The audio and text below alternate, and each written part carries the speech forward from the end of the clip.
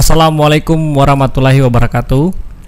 Baiklah pemirsa Kendali TV dimanapun Anda berada, kita berjumpa lagi ya dalam dialog ataupun podcast bersama Kendali TV. Tentunya pada hari ini kita mengundang salah satu narasumber yang pasti akan memblow pikiran kalian, atau pokoknya pikirannya harus dikosongkan dulu sebelum menerima pembahasan dari narasumber kita malam ini ya. Soalnya narasumber malam ini adalah seorang penulis yang menulis terkait budaya serta sejarah yang ada di Provinsi Gorontalo, yang pastinya ini harus diwariskan kepada generasi yang berikutnya. Jadi malam ini kita sambut Bang Ali. Untuk Bang Ali, biasa nama lengkapnya Ali Mobilio. Ali Mobilio. Ya. Wah, ini dia nih, penulis dari buku Momuato. Momuato ini ada 3 seri ya. Momuato 1, Momuato 2, dan Momuato 3. Dan selanjutnya Bang Ali ini bersama dengan Bung Risman. Silakan Bung Risman diperkenalkan. Risman nama lengkap Risman Tahrudin. Dari penerbit. Jadi Bung Risman dan Bung Ali ini adalah satu tim yang pastinya dinahkodai oleh Bang Ali untuk menerbitkan ya buku-buku terkait Momuato ini. Nah, selanjutnya Bang Ali bisa kenapa bisa diceritakan sedikit kenapa Bang Ali mau memuat buku tentang Momuato ini? Ya, terima kasih. Jadi buku Momuato ini dari asal katanya saja itu Momuato itu dalam bahasa Gorontalo artinya adalah membuka. Jadi ini adalah membuka tabir kisah asal mula nama-nama kampung di Gorontalo yang selama ini tersembunyi, yang selama ini hanya diketahui atau disimpan oleh orang-orang tua dulu. Nah, ini kita selama ini melakukan penelusuran, kemudian kita usahakan untuk dibukukan. Jadi buku ini nanti berseri. Jadi ada buku Momuato 1, buku Momuato 2, Momuato 3, dan selanjutnya akan ada buku Momuato 4, buku Momuato 5. Mantap. Jadi ya malam ini judul kita membuka tabir Gorontalo. Jadi itu ya judul arti dari kata Momuato sendiri ya. Jadi kalau ini ada 3 seri kan sekarang ya Bang ya? Ya, ada 3 seri. Ini proses pembuatannya ini bagaimana ini Bang? Maksudnya seperti yang Abang bilang tadi, melalui proses-proses yang cukup panjang ya, atau seperti apa? Ya, memang ini buku Momuato 1 ini materinya itu sudah sejak ditelusuri itu sejak tahun 2013. Jadi saya menghubungi para pemangku adat, para orang-orang tua dulu untuk kita wawancara. Kenapa satu kampung itu disebut misalnya disebut Talaga, kenapa disebut nama Suwawa. Nah, itu kemudian kita bukukan. Selain ada sumber-sumber lain seperti yang ada di buku-buku atau di buku-buku sejarah lain atau di literatur yang ada yang mungkin kita bisa ini ya sebelum bisa atau kita langsung diceritakan sedikit saja dulu ya terkait nanti selanjutnya respon dari ini kita berikutnya. Kalau bisa diceritakan, silakan Bang, diceritakan tentang Momuato 1 secara singkat apa yang ada di dalam buku itu. Ya, jadi mungkin bisa saya buka sedikit daftar isinya saja. Silakan, Bang. Jadi buku Momuato 1 ini memuat kisah asal mula nama kampung yang ada di misalnya di halaman bagian pertama itu kampung di Gorontalo dari masa ke masa. Kampung di Gorontalo. Ya, dari masa ke masa ya. Jadi di sini pembaca dapat mengetahui kampung pertama apa yang ada di Gorontalo. Kampung pertama kali yang ada di Gorontalo itu kampung apa? Pas Gorontalo berdiri kampung pertama. Ya, kampung pertama yang ada di Gorontalo asal muasalnya itu seperti apa? Kemudian yang kedua, asal mula nama Gorontalo. Kenapa disebut Gorontalo? Kemudian ada kota Gorontalo sebagai Lipulotilo. Nah, semua itu sudah ada di buku ini. Kemudian Limboto. Jadi untuk buku Momuato 1 ini adalah dasarnya adalah semua daerah-daerah tingkat 2 dulu. yang ada di provinsi Gorontalo. Iya. Ya. Ini Abang proses ini sudah apa ya? Maksudnya sudah melalui yang sangat berapa tahun untuk membuat buku Momo Ato satu ini? Atau hanya hitung berapa lama? Karena memang agak sulit menelusuri buku ini kan, menelusuri sejarah ini kan agak sulit. Di samping kita kekurangan literaturnya, juga kekurangan referensi. Betul. Maka kita butuh waktu memang dan butuh. Jadi kita dari tahun 2013 sebenarnya saya sudah mulai menelusuri. Dari tahun 2013 ya sudah mulai menelusuri untuk membuat buku Momo Ato 1. Ya, Momo Ato 1. Selesainya tahun berapa itu, Bang? Ya nanti diterbitkan ini nanti tahun 2021 ini. 2021 baru diterbitkan. Ya, 2021. Tapi masih ada lagi materi-materi lainnya yang mungkin sudah ada di Momo Ato 4. Momo Ato 5 sudah ada. Oh, Abang sekarang sudah sementara membuat buku Momo Ato 4 dan Momo Ato 5. Buku Momo Ato 5 ya? Ya, sudah mulai disusun lagi. Iya, luar biasa sekali ya. Selanjutnya Bang, apalagi yang bisa diceritakan sedikit ya mengenai buku Momo Ato 1 ini? Jadi buku Momo Ato ini motivasi saya yang utama adalah ingin membukukan sejarah-sejarah asal mula nama-nama kampung di Gorontalo ini untuk diwariskan kepada generasi muda. Karena umumnya anak-anak muda kita sudah umumnya ini cerita-cerita tentang asal mula nama kampung ini hanya pada orang tua kan. Nah, ini kita segera harus dan artinya kalau bukan sekarang ya siapa lagi? Kapan lagi? Kalau bukan kita ya siapa lagi itu. Nah, itulah yang motivasi saya agar kisah asal mula nama-nama kampung di Gorontalo ini tidak akan hilang begitu saja, tapi akan terus lestari karena di situ di dalam kisah-kisah asal mula nama-nama kampung itu pasti ada nilai-nilai dan spirit yang terkandung di dalamnya dan itu perlu diketahui oleh generasi-generasi sampai kapanpun. Oke Bang, selain membuat atau menulis daripada buku Momo Ato ini, kalau sekarang ini Abang aktif di mana lagi Bang selain sebagai menulis? Ya karena memang basic saya kan seorang jurnalis. Jurnalis, dari tahun 98 saya memang jurnalis di media cetak dan dan sekarang ada media online juga. Tapi di samping itu saya menelusuri buku terkait dengan budaya-budaya Gorontalo. Nah, jadi ini buku Momo Ato ini sebenarnya buku yang kedua. Buku pertama itu ada namanya buku Moto Yunuto. Moto Yunuto. Berarti Yunuto. Sebelum Momo Ato ada buku Moto Yunuto itu mengungkap istilah-istilah yang mulai jarang digunakan di Gorontalo ya itu kita telusuri lagi. Kemudian ada buku terkait dengan potensi wisata di Gorontalo, legenda-legenda yang ada di Gorontalo yang ada. Itu. Kita ke Bung Risman dulu. Oke, siap.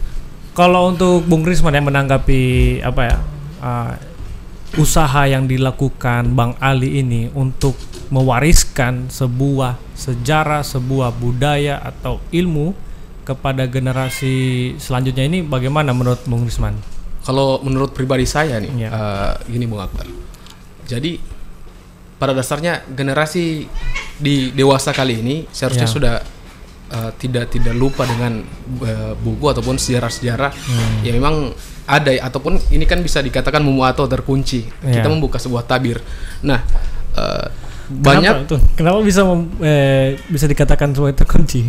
Iya kan dengan judulnya kan membuka, berarti sesuatu yang pernah terkunci begitu. Artinya tidak terekspos begitu.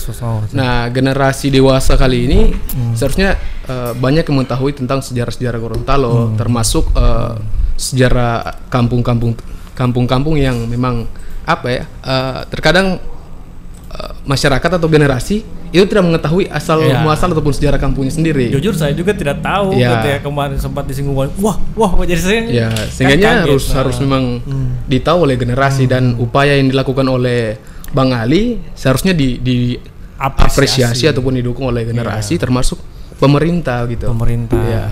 Kalau untuk dari Bang Ali sendiri, apakah ada peran pemerintah dalam membantu melestarikan budaya atau sejarah menurut Bang Ali lah.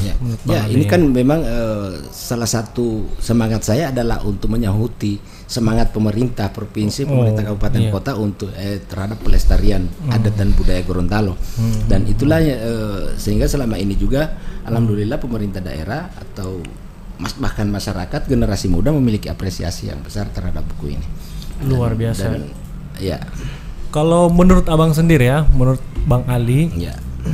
Penamaan di daerah Gorontalo ini apakah memang sudah sesuai atau seperti apa? Ini tanggapannya Bang Ali ya. Tanggapannya. Ya. Tidak. Ya, untuk provinsi Gorontalo ya tapi tingkat kabupaten Gorontalo memang ada nama-nama yang agak sedikit menyimpang dari sejarahnya, tapi itu sudah berlalu kan. Misalnya contoh Gorontalo Utara. Gorontalo Utara itu kan sejak abad 16 itu sudah dikenal dengan Tomilito misalnya. Tomilito. Ya, Tomilito itu kan mengandung arti bahwa satu daerah asal kata Tombi Pidulito misalnya. Tombi Pidulito. Artinya apa itu, Bang? Itu artinya adalah daerah yang memiliki banyak pulau yang berjejer-jejer itu yang berderet. Sehingga dan itu sudah abad 16. Sudah ada. Dari abad 16 ya. Sudah ada istilah itu dan Linula Tomilito. Linula Tomilito. Ya. Ini Abang kok bisa tahu sampai itu? Abang apakah ada literasi lainnya atau buku lainnya atau Abang survei langsung di lapangan bertanya kepada? Ya, kita selama ini melakukan wawancara dengan para tokoh-tokoh.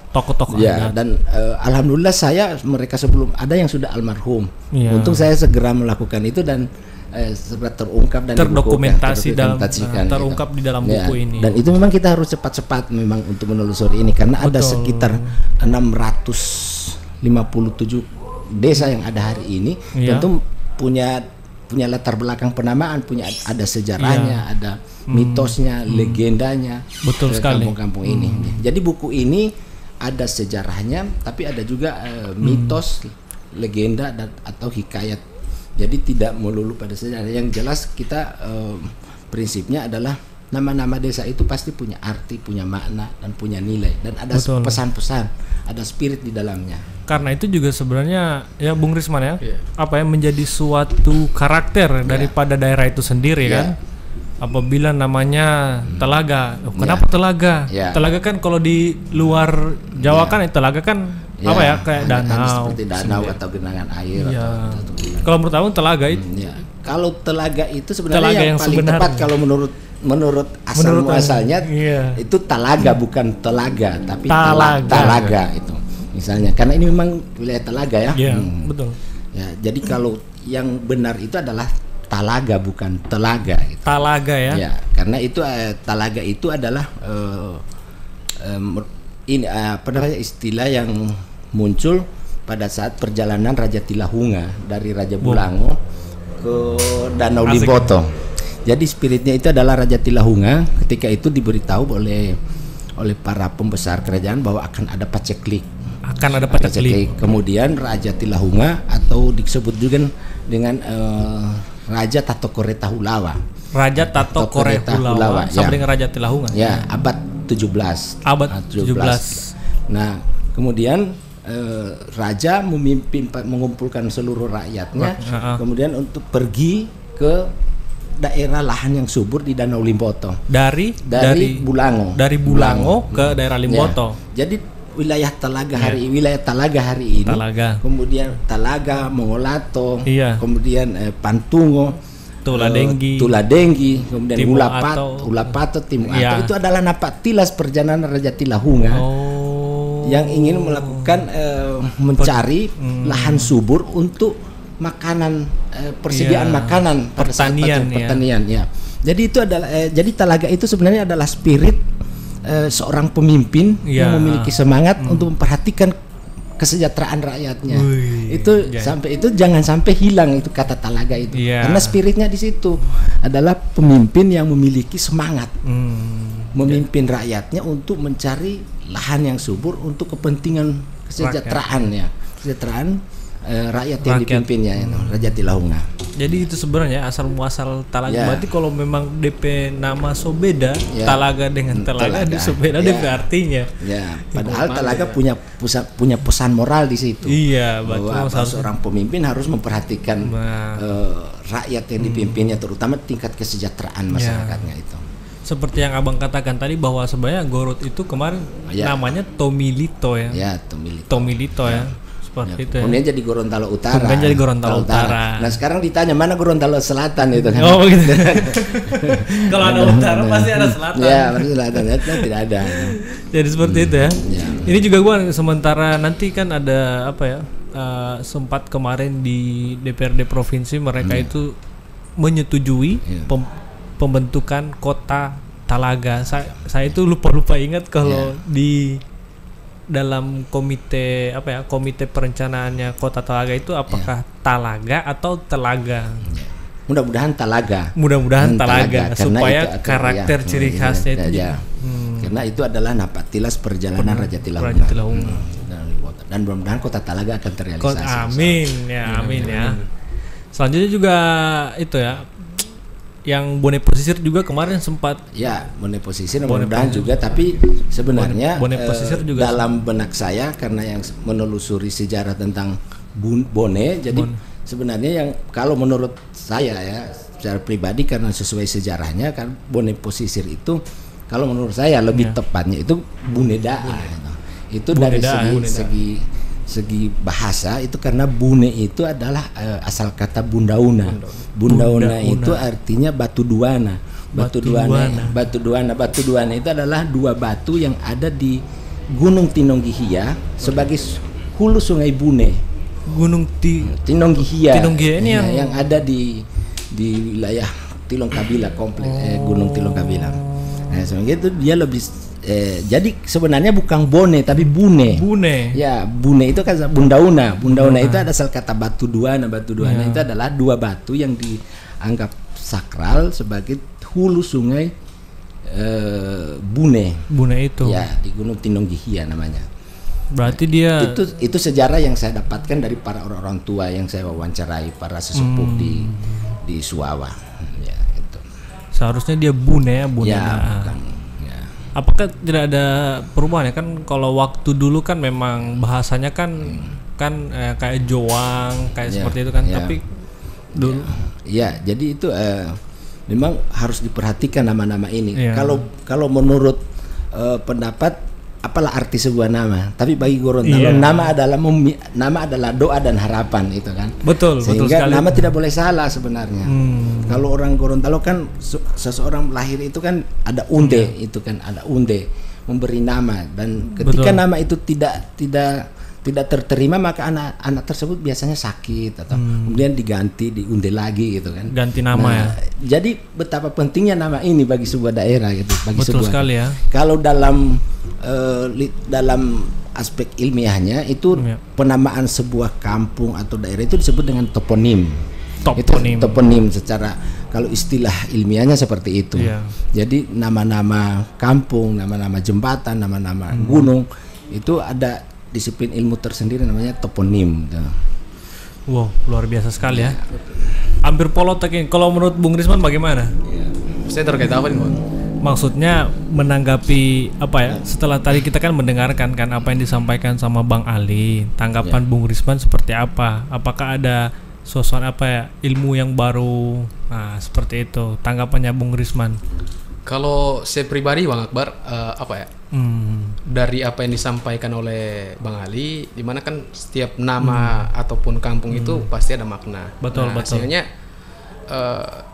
pemerintahan misalnya hari ini untuk dalam hal pemekaran misalkan, ya kita pribadi ya mungkin hanya bisa mengusulkan nama daripada suatu daerah itu yang memang harus sesuai, artinya sehingga tidak lari dari makna yang ada. Gitu. Supaya tetap terjaga supaya tetap terjaga. Artinya misalnya kayak Telaga atau Talaga dan lain sebagainya. Ada sejarahnya. Iya, ada sejarahnya. Apalagi yang Bang Ali sampaikan bahwa yang hari ini kan Telaga namanya. Nah, harusnya kan Telaga yang memang ada sejarah napaktilasnya. Raja. Ya, seharusnya memang harus ada seperti itu, termasuk Gorod kalau ada Gorontalo Utara ya memang harus ada Gorontalo Timur ataupun Gorontalo Selatan kan begitu. Artinya kalau memang memilih itu atau apa ya harus pakai. Kalau ada Gorontalo berarti harus ada Gorontalo Selatan. Iya. Harus ada supaya kan seimbang begitu. Kalau menurut Bang Ali sendiri ini ya untuk Bone Pesisir itu nama yang kan di pembentukan itu komite itu Bone Pesisir ya, apakah itu kan sudah disepakati sudah disepakati oleh tim itu kan saya hanya sekedar sempat menyampaikan belum menyampaikan itu secara ini karena memang tapi kalau akar sejarahnya asal mula nama Bone itu kan yang saya tahu ya seperti itu dari para sesepuh sehingga ya sebenarnya dia Bune bukan Bone. Bahkan saya masih kecil juga sering mendengar orang tua itu ya Bune gitu. Bukan Bone gitu. Bukan Bone tapi Bolango. Bune itu. Nah, kemudian kan ada Bone Bolango misalnya. Kalau Bolango pun itu kalau orang tua dulu menyebut itu Bulango bukan Bolango gitu. Karena Bulango itu Bune Bulango misalnya. Karena Bulango itu asal kata bula bulangai, maksudnya satu kawasan yang di sekitarnya itu masih berupa pepohonan, kemudian sinar dia diterpa oleh sinar mentari, oleh sinar bulan purnama melalui sela-sela pohon, itu disebut bula bulangai. Dia sinonim dengan kata bolaang dalam bahasa Mengondo gitu. Wah, luar biasa ya. Berarti yang cocoknya nanti kalau saran dari abang itu ya, yang sempat terpikirkan sama Bang Ali itu nama yang cocok untuk ya saya hanya sekedar Bune apa ya hanya sekedar memberikan semacam ini agar sesuai dengan sejarah akar sejarahnya gitu penamaan suatu daerah itu dari orang tua sehingga itu kalau seorang para aktivis atau apa memang harus tetap memperhatikan aspek itu aspek sejarahnya misalnya Gorontalo Barat itu kan lebih bagus dia tetap ada nama misalnya Popayato itu lebih mengandung nilai historis daripada dari aspek itu Gorontalo Barat misalnya. Itu hanya sekedar saran saja, sekedar usul, sekedar karena memang penamaan itu kan harus punya makna, harus punya spirit, ada pesan-pesan yang tersirat. Sehingga perlu diperhatikan juga karena memang kita generasi muda jadi bingung misalnya kata telaga, ada orang menyebut telaga, ada talaga. Sehingga ada Bulango, ada Bolango. Jadi generasi muda jadi bingung gitu. Semestinya kita kembali lagi kepada referensi sejarahnya dari orang-orang tua dulu yang mengatakan bahwa yang harus misalnya Bulango ya Bulango gitu, bukan Bolango gitu misalnya. Itu. Jadi di dalam buku Momuato 1 ini hanya ada ini ya. Ya, ini menyangkut isinya adalah semua asal mula tentang nama-nama daerah di kabupaten di Provinsi Gorontalo. Jadi kalau saya karena kita ini adalah bagian dari istilah Pohalaa dalam sejarah karena Pohalaa ini perjanjian Pohalaa dulu Limolo Pohalaa itu abad 16 kan. Abad 16. Tapi abad 14 waktu Raja Bune Suawa yang masih dipimpin oleh Raja Gintulangi itu terjadi perjanjian namanya Tuau Duluo Limolo Pohalaa. Jadi itu abad 14. Kemudian perjanjian Duluo Limolo Pohalaa itu abad 16 tahun 1667 kalau tidak salah. Itu. Nah, saya melihat bahwa Linula Hulon Dalangi dan Linula Limutu yang sekarang menjadi kota Gorontalo kemudian menjadi Kabupaten Gorontalo, saya dalam perspektif buku ini buku ini kita saya menyebutnya kota Gorontalo itu sebagai Lipulo Tilo ya, artinya adalah kita Gorontalo ini adalah satu keluarga. Jadi ada Tilo, Tiamo, kemudian Banda, kemudian Wompu. Itu. Jadi Kabupaten Gorontalo itu kan melahirkan beberapa daerah. Betul, Kabupaten Gorontalo melahirkan. Bahkan Kabupaten Gorontalo itu kan secara administrasi pemerintahan dia sejak tahun 59. Tapi sebenarnya dia sejak tahun 1330 sudah ada. Limutu 330 atau abad 13. Abad 13 sudah ada. Sudah ada. Limutu ya. Kalau Limutu sendiri asal namanya? Ya, kalau Limutu itu kan ada dua versi. Ada dua versi dia Limutu. Ada istilah asal kata limututu. Ya, terkait dengan dan keberadaan Danau Limboto. Ada sangkutannya dengan Danau Limboto ya. Kemudian ada karena Danau Limboto itu kalau menurut legenda adalah tempat pemandian para bidadari dari Kayangan. Oh, jadi seperti itu. Ya, kemudian mereka membawa daun lemon semanggi atau limututu orang Gorontalo bilang. Ya, kemudian itu dipotong-potong dan disebar ke permukaan air Danau Limboto sehingga airnya itu jadi jernih. Nah, sehingga disebut bulalo. Bulalo itu asal kata wulalo karena wulalo itu artinya bayangan. Jadi saking jernihnya ketika kita melihat ke dalam air, muka kita kelihatan, wajah kita kelihatan. Disebut ulalo kan. Ulalo mai itu muka. Jadi sehingga disebut bulalo. Kayak bercermin ya, Pak. Ya, itu sampai itu disebut bulalo, asal kata ulalo itu. Ulalo mai itu muka ketika kita melihat itu. Itu versi legenda ya, Bang. Itu legenda, tetapi secara sejarahnya itu adalah asal kata limoloputu. Limoloputu itu adalah lima linula menyatukan diri ke dalam satu perserikatan, namanya linula lolimutu gitu. Sehingga disebut limoloputu sehingga kelamaan jadi limutu ya. Kalau oleh Belanda ditulis jadi limbutu, kemudian lama-kelamaan jadi Limboto hari ini. Jadi Belanda pada saat itu memang mengadaptasi nama limutu itu akan tetapi dalam versi bahasa Belanda itu jadi limbutu dalam ejaan Belanda ya. Ejaan lama Van Ophusen. Ejaannya bagaimana tuh? LIMOE itu limbutu ya. Lalu jadi Limboto kan. Jadi seperti itu ya. Berarti tetap waktu saat Belanda menjajah Provinsi Gorontalo ini kan Belanda itu kan menjajah Gorontalo nanti resminya itu tahun 1708 itu. 1708 ya. Walaupun mereka sudah ada sejak tahun 1667 itu sudah ada di sini setelah perjanjian Bongaya di Makassar. Jadi mereka tidak merubah nama-nama daerah ya, memang tidak. Iya, cuman nama aslinya itu ditulis dalam ejaan Van Ophusen. Iya, Van Ophusen. Misalnya bahasa Belanda. Iya, misalnya Paguat. Itu kalau dalam tataran masyarakat Gorontalo zaman dulu itu Paguat disebut Pohuwata ya. Iya, Pohuwata itu untuk mengenang peristiwa tertabraknya kapal dari Raja Ampat yang ditumpangi oleh Bunuyo, Sipayo, Seginti, Siduan. Kemudian Pohuwata artinya tempat menempuh perjalanan jauh dengan berjalan kaki, lohuwato, istilah bahasa Gorontalo lohuwato, sehingga disebut jadi Pohuwata. Oleh Belanda ditulis jadi Paguata, sehingga menjadi Paguat hari ini gitu. Itu ya. Sejarahnya asal kata-katanya. Bung Risman tahu terkait hal itu? Sedikit ya. Mungkin tidak semua generasi hari ini tahu tentang itu. Iya, betul sekali ya. Iya. Artinya kalau dari saya Bang melihat ini yang disampaikan oleh Bang Ali dari sejarah Belandanya termasuk sejarah Gorontalo, ya memang bahkan sampai dengan hari ini kurang kita dengar. Betul sekali. Ya, kurang kita dengar. Nah, bagi saya sebenarnya ini satu kebanggaan kita sebagai generasi Gorontalo, yang dimana masih ada yang memang memikirkan tentang Gorontalo itu sendiri. Iya, betul sekali. Dari segi sejarahnya, dari segi bahasanya.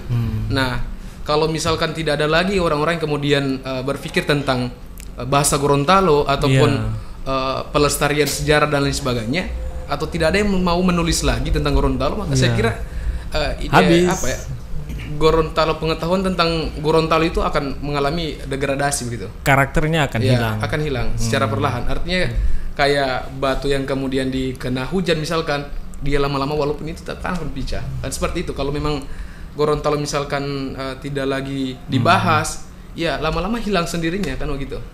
Nah, sehingga saya kira ini perlu bagi generasi, misalkan kami generasi, saya sebenarnya mewakili untuk generasi yang lainnya, perlu ada diskusi-diskusi terkait dengan pelestarian budaya ataupun sejarah yang ada. Nah, sehingganya bahasa Gorontalo itu sendiri tidak hanya ada di tengah-tengah orang-orang yang terdahulu, tapi di generasi juga memang tersalurkan. Nah, contoh kecil yang kita bisa lihat Bang Akbar, di mana bahasa Gorontalo hari ini itu mulai hilang perlahan. Nah, kalau misalkan di daerah-daerah lain kita melihat orang mencintai dengan bahasanya sendiri. Betul. Nah, jadi karakter. Saya tidak bilang bahwa generasi Gorontalo tidak mencintai bahasanya, tapi menghimbau. Ya artinya hari ini itu mulai hilang perlahan. Contoh yang kita bisa lihat ketika generasi Gorontalo pergi keluar daerah, dia lebih bawa budaya dari luar begitu. Sementara kita harus ketika di mana saja, kalau bagi saya ketika di mana saja tetap kita harus tetap menggunakan bahasanya kita begitu, sehingga bahasa ini tetap terpelihara. Saya kira seperti itu Bang Akbar. Karakter, karena memang karakter itu adalah satu hal yang penting ya, supaya orang bisa mudah. Artinya itu identitas bagi kita. Betul sekali. Luar biasa sekali. Ada lagi yang mau ditambahkan Bang? Ya, jadi saya memang berpikir bahwa buku ini adalah meski sudah terbit 3 edisi atau 3 seri, tapi ke depan kan masih ada. Betul. Tapi ini buku boleh dibilang masuk kategori buku populer, bukan buku ilmiah. Populer ya, bukan buku ilmiah. Jadi sebenarnya ini menjadi semacam referensi bagi para akademisi, bagi para peneliti untuk melakukan betul sekali. lebih jauh tentang fakta-fakta yang disampaikan di sini.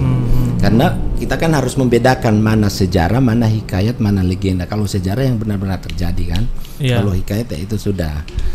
Oleh karena itu ke depan saya berharap buku ini akan didistribusi. Nah, sampai itu saya undang penerbit untuk agar anak-anak muda sekolah-sekolah atau desa-desa dapat menyediakan buku ini di perpustakaan sebagai awal, gagasan awal untuk kemudian melestarikan budaya Gorontalo, sejarah Gorontalo. Karena ini buku muatannya sejak kita bicara tentang Gorontalo abad 5 Masehi. Bahkan abad 5 Masehi yang sudah ada. Kampung pertama di Gorontalo sebenarnya adalah Kampung Bangio. Kampung Bangio yang ada pertama di Gorontalo. Itu Bangio itu di Pinogu. Hari ini itu kalau dan kenapa Gorontalo hari ini sudah ada manusianya di sini itu adalah kan karena munculnya 2 kelompok masyarakat yang kenal dengan kelompok Pidodotia dan Wituhia. Kelompok Wituhia itu adalah kelompok masyarakat yang motomboto, yang turun ke daerah daratan-daratan yang muncul dalam perjalanannya, muncul daratan, kemudian orang-orang dari Kampung Bangio sudah mulai melakukan perjalanan ke kawasan Gorontalo hari ini dan kemudian membentuk linula-linula, dan itulah Gorontalo hari ini. Berarti kalau menurut versinya Bang Ali bahwa awalnya itu ada di Pinogu. Iya, sampai pusatnya itu. Iya, sampai itu Suwawa itu disebut dalam tataran adat disebut sebagai Liputiombo. Karena memang dan bahkan kalau kita melihat bahasa-bahasa yang ada di Mongondo, bahasa Buol, bahasa Gorontalo, bahasa Bulango, bahasa Atinggola itu adalah satu rumpun dengan bahasa Bune itu. Bahasa Bune. Jadi itu satu rumpun. Berarti begitu Bang, Tuawa ya. Tuawa. Ya, karena Suwawa itu kan asal kata tuau atau towawa, artinya satu badan. Satu badan. Bawa itu terjadi akibat munculnya kelompok Pidodotia dan Wituhia yang turun dari Pinogu ke kota Gorontalo, dari Kampung Bangia.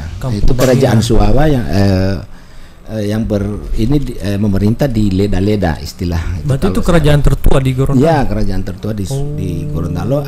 Suwawa itu kan asal kata towawa atau tuawa atau satu badan. Itu dari yang saya dapatkan dari referensi-referensi yang ada di para orang-orang tua dulu. Luar biasa sekali ya. Terus Abang, kalau ini bukunya ini bisa didapatkan di mana Bang? Nah, itu ke penerbit itu. Silakan. Ya, kalau buku ini kita sering pasarkan lewat Facebook, sosmed-sosmed yang ada. Nah, termasuk secara offline kita tawarkan ke beberapa sekolah, termasuk desa-desa.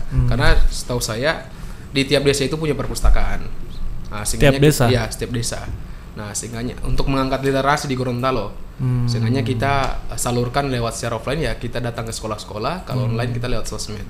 Kalau untuk dinas pendidikan Dikbudpora ya? Belum semua yang kita sasar untuk penjualan buku tersebut. Nah, kalau untuk buku yang ada ini dalam paket itu dia Bang Akbar kita tawarkan ke peminat itu atau konsumen itu dengan harga 200.000. Satu paket dapat 3 buku berseri. Nah, jadi ada memuato 1, memuato 2, hingga memuato 3. 200.000 ya? Ya, 200.000. Luar biasa. Nah, atau bisa kalau misalkan ada yang mau ini, kadang saya sebar di sosmed itu mencantumkan nomor saya. Kalau misalnya ada yang mau pesan bisa lewat atau inbox ke saya ke Facebook Risman Taharudin. Betul. Ya gitu Bang Akbar. Wow, luar biasa sekali ya. Selanjutnya ada lagi yang mau ditambahkan Bang? Ya. Atau ya jadi sekali lagi buku Momo Anto ini kalau memang mungkin pasti akan berbeda versi dengan yang ada di kalangan masyarakat juga, pasti akan ada perbedaan-perbedaan versi, tapi namanya perbedaan itu tentu tidak menjadi sesuatu yang harus diperdebatkan. Betul. Dan bagi saya apapun cerita tentang satu kampung yang masuk itu saya bukukan, karena memang banyak sekali versi-versi yang berkembang di masyarakat tentang penamaan suatu kampung.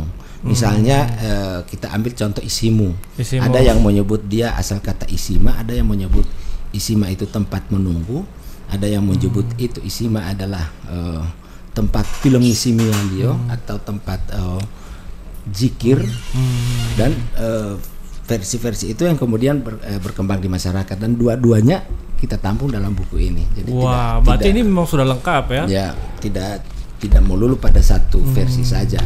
Tapi insya Allah Bang Akbar saya tambahkan tidak hanya sampai dengan versi tidak sampai dengan sesi ketiga, dia akan ada versi selanjutnya, misalnya untuk pelengkap begitu. Momo Anto 4 insya Allah. Kita cuman mohon doa dan restu dari teman-teman untuk terbitnya Momo Anto 4 insyaallah. Insyaallah, amin. Karena ini memang sebenarnya harus sekali diwariskan kepada generasi berikut. Boleh tahu Bang, apakah buku semacam ini sudah ada di Gorontalo atau sudah ada penulis apa belum pernah, atau baru Abang sendiri? Ya, memang kalau buku yang fokus mengulas tentang kampung-kampung di Gorontalo belum ada. Buku baru Abang yang pertama. Ya pertama. Memang sudah ada di medsos yang lain yang disampaikan oleh atau jadi status dari para netizen kan.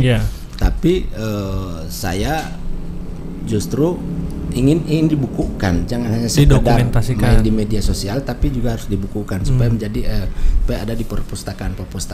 Betul sekali. Berarti Bang bisa nanti, ini kan kita tadi baru membahas buku Momo Anto 1 ya. Bisa nggak kita ada episode selanjutnya membahas tentang Momo Anto 2 atau Momo Anto 3? Ya, nanti ke depan bisa ya. Insyaallah. Kalau buku Momo Anto 1 terkait nama-nama kampung, buku Momo Anto 2 bisa dibocorkan Bang, terkait apa? Ya boleh saya. Ini yang garis besarnya aja. Jadi ini Momo Anto 2 ini masih tetap terkait dengan kampung-kampung yang ada di kabupaten kota. Jadi kita merata. Jadi tidak hanya Kabupaten Gorontalo, kemudian kita merata. Misalnya satu kabupaten itu ada beberapa desa yang kita ambil, karena memang desa di Gorontalo ini kan sudah banyak ada 600-an lebih. Jadi kalau berseri mungkin sampai 20 seri ini buku Momo Anto kan, atau 30 seri. Karena ini saja kita hanya ada sekitar 30 kampung. Satu buku itu hanya ada sampai 30 kampung. Satu buku hanya mau 30 kampung. Wow. Jadi kalau 3 buku saja berarti hanya ada 90 kampung. Waduh, luar biasa sekali ya. Berarti memang itulah sebabnya mengapa harus ada Momo Anto 4, Momo Anto 5. Seri. Karena ini ada 600 kampung. Ada 600 kampung. Berkelanjutan kan begitu. Abang sendiri tuh mencari datanya itu atau bersama ada timnya? Ya, saya dengan siapa saja saya ingin selalu siapa yang saya temui saya wawancara. Kenapa disebut kampung ini? Maka akan ada pernyataan-pernyataan dari masyarakat itu. Tapi bersyukur kalau misalnya sudah ada literatur atau manuskrip yang sudah ada, nanti kita kolaborasikan di buku ini. Gitu. Wow, luar biasa sekali ya. Ya. Ada lagi Bung Risman yang mau ditambahkan? Ya, kalau saya selebihnya sudah disampaikan oleh Bang Ali. Bang Ali. Artinya kalau bagi saya lihat Momo Anto ini memang belum tersasar ke seluruh generasi. Belum merata. Ya, belum merata. Tersosialisasikan ke generasi. Kenapa? Ya, kalau saya melihat karena kita sejauh ini untuk mempromosikan itu kita hanya lewat sosmed, lebih banyak ke sosmed. Nah, cuman kan untuk yang mengomentari buku ini ya agak sedikit begitu. Artinya mungkin rasa penasaran masih kurang. Tapi bagi saya yakin dan percaya bahwa hingga hari ini generasi di Gorontalo itu minat bacanya ada. Minat bacanya itu tinggi juga. Nah, hanya saja kan belum tersampaikan ini buku ke mereka begitu.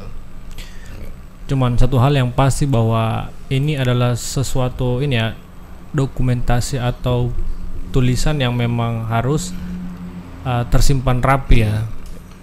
Minimal ya generasi muda harus tahu lah, karena ini menjadi basic, karena dimanapun mereka tinggal di provinsi Gorontalo ya kan pasti desamu apa di desa mana ya kan seperti itu kan. Jadi harus artinya bagi saya Bang Akbar, kalau melihat buku ini bukan hanya untuk generasi hari ini, tapi untuk generasi yang akan datang selanjutnya, generasi yang akan datang. Karena kalau kita melihat dewasa kali ini, di mana generasi lebih fokus kepada digitalisasi, misalkan fokus kepada dunia hiburan, dalam hal ini game dan lain sebagainya. Saya tidak menyalahkan game, tidak. Nah, mungkin itu hanya untuk hiburan mereka. Betul. Dari kepenatan misalkan. Tapi tidak menutup kemungkinan untuk tetap mengetahui sejarah yang ada. Bahkan saya pun masih minim akan sejarah-sejarah Gorontalo. Tapi tetap saya ingin mencari untuk itu. Sehingga saya tetap memiliki buku Momoato itu untuk saya baca-baca, sehingga ketika kita bisa ketemu dengan siapa saja bisa salurkan kan begitu. Tapi tidak semua yang saya pahami, belum semua. Nah, saya mau tanya sedikit sama Bang Ali nih. Ini seperti kayak menguji ya. Silakan. Kita kan kebetulan kantor di Kabupaten Gorontalo. Kecamatan Telaga Biru. Desa Tuladenggi. Tuladenggi itu asal muasal namanya itu dari mana, Bang? Iya, Tuladenggi itu masih terkait dengan Talaga yang saya jelaskan tadi. Betul. Jadi terkait dengan perjalanan Raja Tilahunga dari Kerajaan Bulangok ke Danau Limpoto.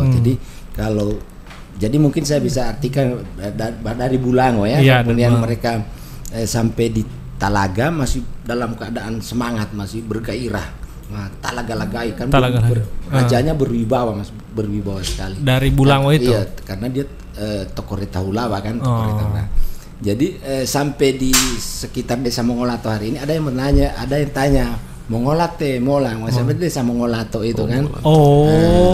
Pada saat mereka di Pantungo sekarang itu mereka membuat pegangan dari alat-alat yang mereka pegang itu macam parang atau pacul atau ini ii kalau orang bilang kan pacul jadi sampai hari ini disebut jadi Pantungo kan. Setelah Pantungo kan ada desa Tuladenggi. Tuladenggi itu mereka istirahat. Nanti lama mereka istirahat. Kemudian ada salah seorang yang tidak istirahat, tapi dia langsung makan dan memakan makanan orang lain, sehingga disebut namanya denggi itu. Sehingga disebut Tuladenggi, artinya denggi yang rakus itu.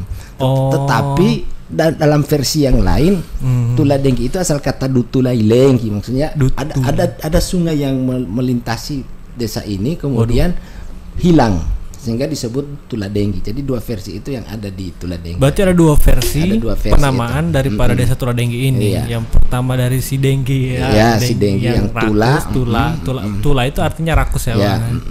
Yang kemudian ada sungai yang melintasi kemudian hilang mengering. Nah, sehingga Dutulailengi itu Dutula itu artinya sungai.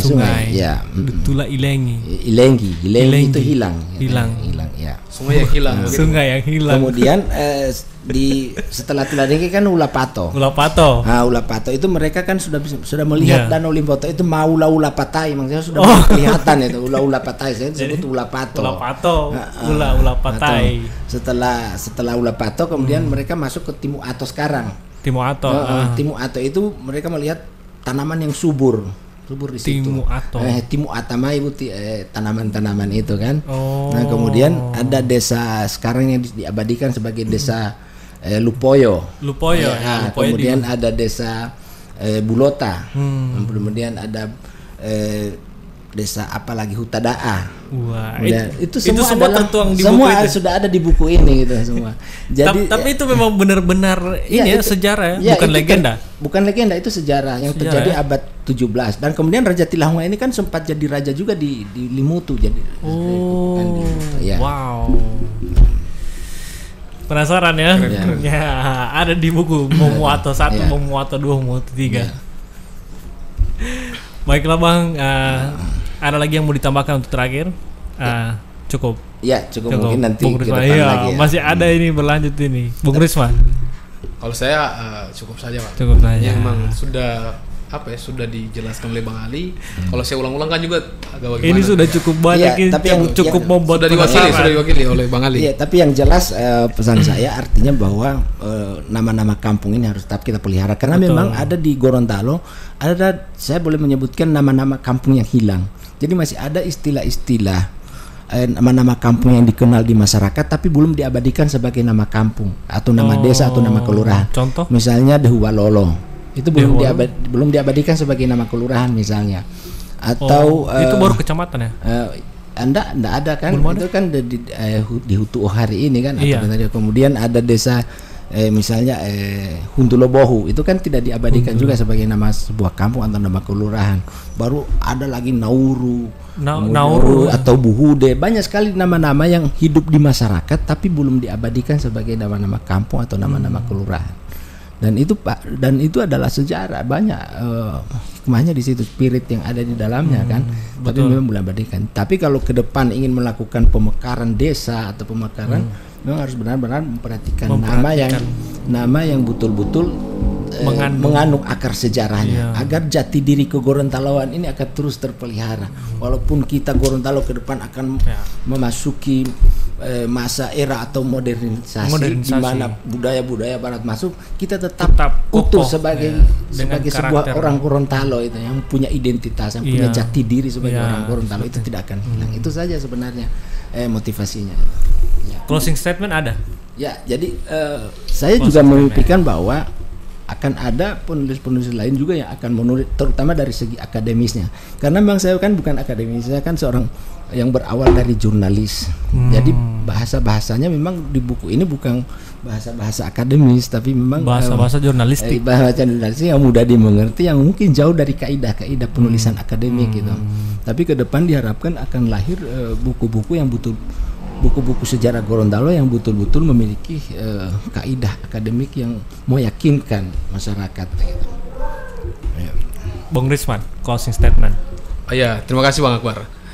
Kalau dari saya sendiri, dari hasil pembicaraan yang menarik hari ini, saya berharap ataupun mengajak kepada generasi muda, termasuk masyarakat yang yang minim akan literatur misalkan. Nah, mari sama-sama kita cari untuk literatur dari Gorontalo sendiri, termasuk sejarah-sejarahnya, budaya-budayanya, sehingga ketika kita di luar nanti ataupun di daerah perantauan kita tetap tahu soal itu. Nah, sehingga ketika kita pulang ke kampung asal, kita tidak melupakan apa yang ada begitu. Nah, jadi saya hanya mengajak kepada teman-teman generasi muda, mengimbau kepada generasi muda. Ayo sama-sama kita tingkatkan untuk literasi, termasuk menjaga identitas yang ada, sehingga kita kita punya identitas tersendiri begitu. Nah, saya hanya mengajak itu saja, Bang Akbar. Terima kasih Bang Akbar. Siap. Oke. Baiklah pemirsa, tadi kita sudah membuka tabir.